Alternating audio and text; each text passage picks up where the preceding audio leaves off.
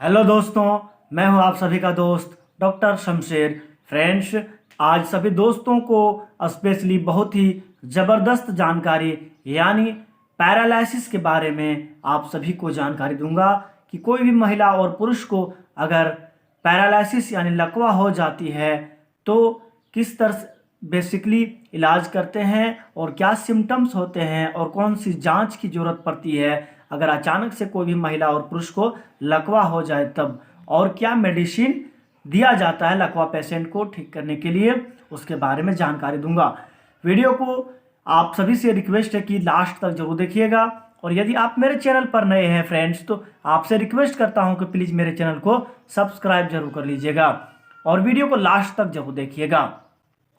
Friends, यदि कोई भी महिला और पुरुष जिनकी उम्र 15 सालों से ऊपर है, अगर उनको अचानक से अगर एक पैर और हाथ अचानक से शून्य हो जाता है तो उसको लकवा कहा जाता है। ठीक है, यानी अचानक से एक पैर और एक हाथ का शून्य होना लकवा कहा जाता है। या फिर फेस जो मुंह जो होता है टेढ़ा भी हो जाता है तो भी उसको लकवा ही कहा जाता है। ठीक है, इस बात को ध्यान रखें।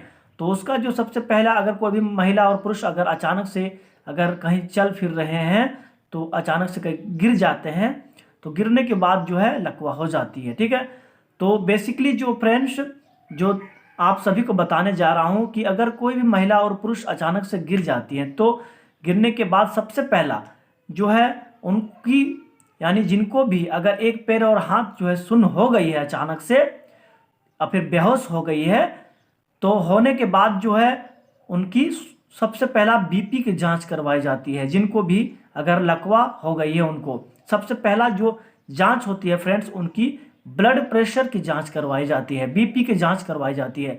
अगर बीपी एक्सेलेंट होती है, बीपी अगर अचानक से बढ़ जाती है तो लकवा हो सकती है। ठीक है, क्या जांच जरूरत पड़ती है? पहला बीपी की जांच करते हैं। बीपी जांच करने के बाद अगर बीपी अचानक से बढ़ जाती है तो भी लकवा हो सकती है।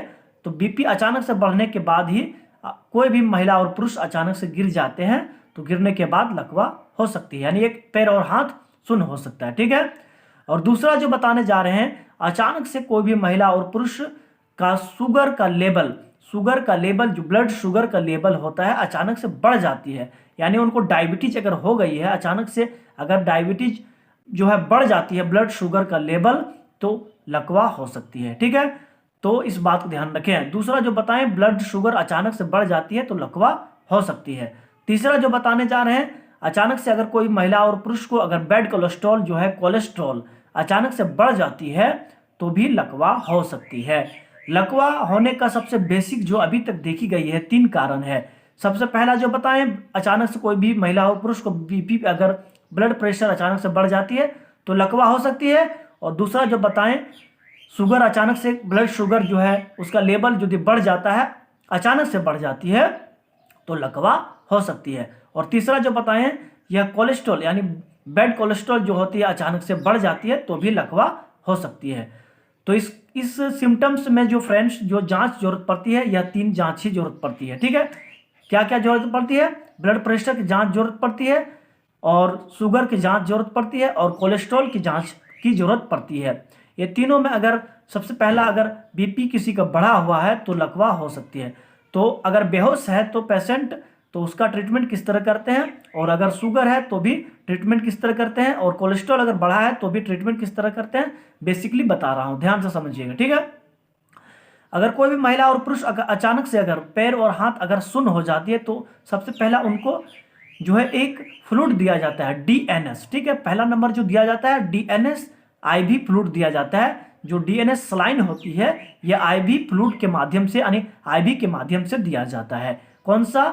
डीएनएस, एक नंबर जो बताएं डीएनएस दिया जाता है। ठीक है, इस बात को ध्यान रखें। और दूसरा जो बताने जा रहे हैं फ्रेंड्स, यह जो फ्रेंड्स हाइटोल जी दिया जाता है। हाइटोल जी फ्लूइड जो होता है 100 ml की होती है, यह दिया जाता है।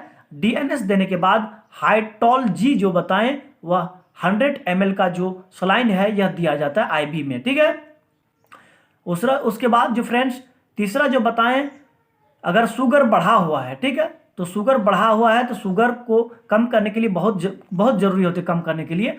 तो कम करने के लिए इंसुलिन जो है इंजेक्शन कमर में लगाई जाती है। इंसुलिन जो है शुगर के लेवल को कम करता है। इंसुलिन जो है 1 ml जो है कमर में दिया जाता है अगर शुगर बढ़ा हुआ है तब। अगर शुगर बढ़ा हुआ नहीं है तो इंसुलिन इंजेक्शन नहीं दिया जाता है। क्लियर है? आगे बढ़ते हैं।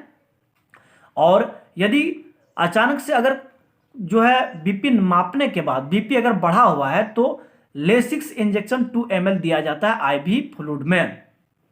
आईवी फ्लूइड में कौन सा दिया जाता है? लेसिक्स इंजेक्शन जो बताएं वो, ठीक है, इस बात को ध्यान रखें। लेसिक्स इंजेक्शन जो है 2 ml दिया जाता है आईवी फ्लूइड के माध्यम से, ठीक, इस बात को ध्यान रखें। और अगर बीपी नहीं बढ़ा हुआ है तो लेसिक्स इंजेक्शन नहीं दिया जाता है। इस बात को क्लियर ध्यान से समझिएगा, ठीक है।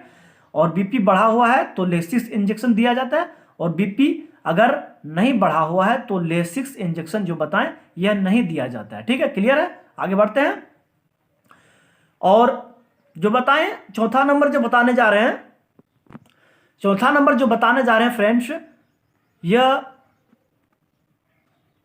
चौथा नंबर जो बताने जा रहे हैं फ्रेंड्स, यह जो होता है सिटी स्टार 2 के नाम से आता है। सिटी स्टार 2 इंजेक्शन जो होता है 2 ml की दवाई होती है। यह जो है कमर में दिया जाता है। सिटी स्टार 2 ml की दवाई जो है कमर में दिया जाता है, ठीक है, इस बात को ध्यान रखें।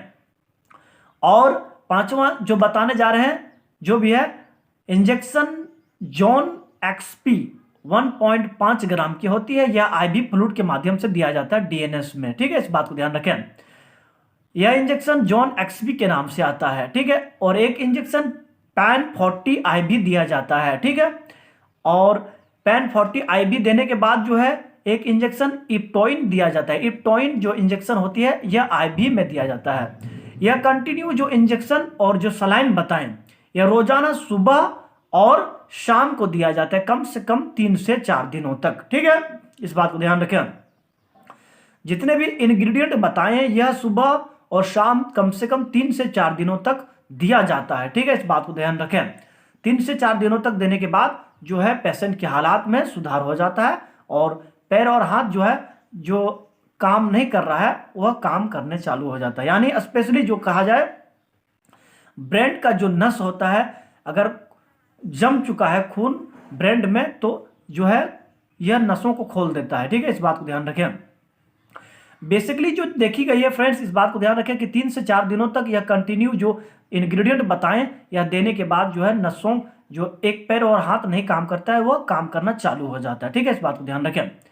अगर लेफ्ट साइड अगर हेड में माथा में अगर लेफ्ट साइड के हेड में अगर खून जमा है तो राइट साइड का एक हाथ और पैर नहीं काम करेगा, इस बात को ध्यान रखें। और अगर लेफ्ट साइड में अगर राइट साइड में ब्लड जमा है माथा में तो लेफ्ट साइड का हाथ और पैर नहीं काम करेगा, ठीक है, इस बात को ध्यान रखें। ब्रेन का अचानक से जो है अगर ब्रेन में खून जम जाता है, ब्रेन में स्ट्रोक जो होता है, ब्रेन क्लॉथ जो होता है जम जाता है, स्ट्रोक यह हो जाने के कारण से भी लकवा हो जाती है। तो उसका जो ब्रेन का स्ट्रोक का जो नसों का जो ब्लॉकेज है उसको खोलने के लिए यह ट्रीटमेंट 3 से 4 दिनों तक या फिर 5 दिनों तक भी कंटिन्यू सुबह और शाम दिया जाता है, ठीक है, क्लियर है, इस बात को ध्यान रखें। उसके बाद पेशेंट के हालात में सुधार होने के बाद जो डाइट है यानी पेशेंट अगर यदि खाना चालू हो जाता है, खान पान अगर अपने से खा सकते हैं अगर पेशेंट तो उनको जो है 5 से 4-5 दिनों के बाद यह सलाइन और यह जो है बंद कर दिया जाता है, इस बात को ध्यान रखें, है ना। कम से कम 4 से 5 दिनों तक ही कंटिन्यू यह इंजेक्शन और जो बताएं सलाइन यह दिया जाता है सुबह और शाम में, ठीक है। उसके बाद 5 दिनों के बाद जो है फ्रेंड्स एक टैबलेट बताने जा रहे हैं, सिटी स्टार पीएम के नाम से आता है, सिटी स्टार पीएम, ठीक है। एक टैबलेट सिटी स्टार पीएम एक सुबह एक शाम को, एक टैबलेट सुबह को एक टैबलेट शाम को दिया जाता है, ठीक है, 5 दिनों के बाद। उसके बाद एक टैबलेट जिंकोविट बताएं, जिंकोविट बताने जा रहे हैं, यह रात को खाना खाने के बाद में दिया जाता है, ठीक है। रात को सिर्फ और सिर्फ जिंकोविट टैबलेट जो बताने जा रहे हैं यह रात को ही एक टैबलेट खाना खाने के बाद में दिया जाता है। और एक कैप्सूल ओमेज जो है सुबह खाली पेट दिया जाता है, ठीक है। और एक ऑयल बता रहे हैं पैरालिसिस मसाज ऑयल के नाम से आता है, ठीक है। यह सुबह और शाम को मसाज किया जाता है एक हाथ और एक पैर में जहां पर लकवा हुई है, सुन्न हुई है वहां पर, ठीक है। और एक अगर बीपी बढ़ा रहता है, बीपी अगर हमेशा अगर थोड़ा सा बढ़ा रहता है, मान के चलिए 160 से 150 अगर बीपी रहता है, 150/90 से ऊपर रहता है, तो बीपी की दवाई देना जरूरी होती है। ठीक है, तो इसके लिए जो है एम्लोकाइंड 5 mg टैबलेट के नाम से आता है, एम्लोकाइंड 5 mg। यह टैबलेट, एक टैबलेट रोजाना खाना खाने के बाद रात को दिया जाता है। ठीक है, और एक अगर शुगर भी बढ़ा हुआ है, ठीक है, शुगर भी अगर बढ़ा रहता है, तो यह जेमिनोर M2 जो टैबलेट होता है, एक जेमिनोर M2 आता है, सुबह खाली पेट दिया जाता है 5 दिनों के बाद में। ठीक है, अगर शुगर बढ़ा हुआ है, शुगर अगर बढ़ा हुआ है तो जो है टैबलेट एम्लोकाइंड 5 mg जो बताएं, यह 5 दिनों के बाद एक टैबलेट रोजाना दिया जाता है। ठीक है, और अगर बीपी बढ़ा हुआ है तो एम्लोकाइंड जो 5 mg बताएं, यह टैबलेट रोजाना रात को दिया जाता है। और अगर जेमिनोर M2 जो शुगर की दवाई बताएं, यह सुबह खाली पेट दिया जाता है अगर शुगर बढ़ा हुआ है तब, और शुगर बढ़ा हुआ नहीं है तो नहीं दिया जाता है। ठीक है, और एम्लोकाइंड जो 5 mg टैबलेट बताएं, यह बीपी की दवाई है, बीपी कम करने की दवाई है। अगर बीपी बढ़ा हुआ है तभी यह टैबलेट दिया जाता है, नहीं तो नहीं दिया जाता है। ठीक है, इस बात को ध्यान रखें। आशा है कि मैंने आप सभी को पैरालिसिस के बारे में, बहुत अच्छी इलाज के बारे में जानकारी दी। आप सभी दोस्तों को बहुत अच्छा लगा होगा। वीडियो लाइक और शेयर जरूर कर दीजिएगा, चैनल को सब्सक्राइब जरूर कर लीजिएगा। Thank you for watching video. मिलते हैं अगले वीडियो में।